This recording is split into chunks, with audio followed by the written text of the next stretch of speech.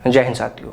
सेना भर्ती में टीओडी सिस्टम लागू करने और आर्मी एग्जाम व एयरफोर्स की अधूरी भर्तियों को रद्द करने के चलते देश भर के युवाओं में सरकार को लेकर गुस्सा है और अब युवाओं का यह गुस्सा लगातार तीसरे दिन भी सड़कों पर देखने को मिल रहा है। सुबह से ही देश भर में अलग अलग जगहों पर युवा सड़कों पर उतरे हैं। उनकी मांग है कि सरकार टीओडी सिस्टम को वापस ले। जो युवा ओवर एज हुए हैं उन्हें 2 साल उम्र में छूट दी जाए और जो भर्ती अधूरी हैं उन्हें पूरा कराया जाए, यानी आर्मी का एग्ज़ाम कराया जाए और एयरफोर्स एनरोलमेंट लिस्ट भी जारी की जाए।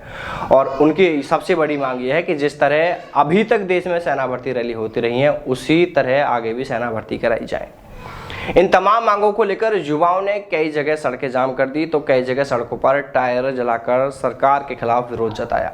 देखिए, सबसे बड़ा जो आज सवाल है वो ये है कि जब सेना में सब कुछ ठीक ठाक चल रहा है और रक्षा मंत्री तीनों सेना प्रमुखों के साथ प्रेस कॉन्फ्रेंस में कह रहे थे कि सेना पर खर्च करने के लिए बजट की कोई कमी नहीं है, सेना पर जितना बजट खर्च करने की जरूरत है हमारी सरकार उससे भी ज्यादा खर्च करने को तैयार है, तो फिर जनाब आप सेना भर्ती के सिस्टम के साथ क्यों छेड़छाड़ कर रहे हो? जिस तरह सेना भर्ती प्रक्रिया चल रही है उसी तरह फिर इसे चलने दीजिए।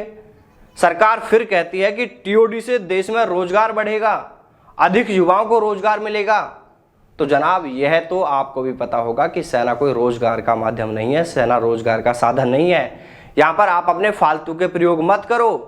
आपको रोजगार ही बढ़ाना है तो यह प्रयोग आप पुलिस विभाग पर करो या दूसरे बहुत सारे क्षेत्र है वहां भी कर सकते हैं, लेकिन सेना के सिस्टम के साथ छेड़छाड़ क्यों कर रहे हैं?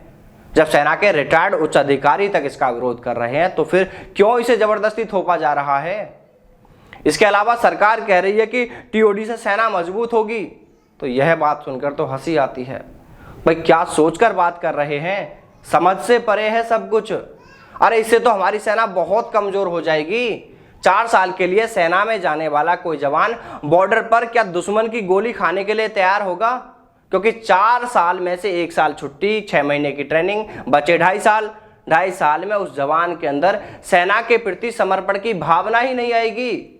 वो इस 2.5 साल में सिर्फ यही सोचता फिरेगा कि यहां से निकलने के बाद उसे क्या करना है। वो इधर उधर भागता फिरेगा, कहीं ना कहीं फॉर्म भरता फिरेगा। और आप कह रहे हैं कि इस दौरान तो उन्हें डिग्री डिप्लोमा भी कराए जाएंगे। वाह क्या सोच है आपकी। ऐसा लग रहा है कि सरकार युवाओं को रोबोट समझ रही है कि जो मन में आए वो कमांड दें, वो काम पूरा हो गया।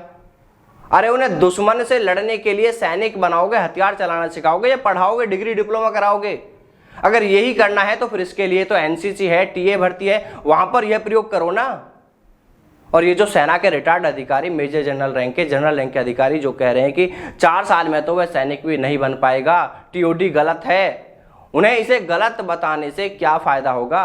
अरे उन्हें पता है कि वास्तव में यह सिस्टम सेना और देश को कमजोर कर देगा, इसलिए इसका विरोध हो रहा है। दरअसल अंदर की बात यह है कि सेना खुद भी नहीं चाहती कि सेना में टीओडी सिस्टम लागू हो, लेकिन सरकार जबरदस्ती इसे थोपना चाहती है सिर्फ पैसे बचाने के लिए। इसलिए सरकार जितना जल्दी हो सकता है टीओडी सिस्टम को वापस ले या फिर इसमें जरूरी संशोधन किए जाएं। तो चलिए साथियों, फिर मिलते हैं सेना भर्ती से जुड़ी किसी नई अपडेट के साथ। तब तक सावधान रहें, दलालों से दूर रहें, अपना और अपनों का ख्याल रखिएगा। जय हिंद, जय भारत, वंदे मातरम।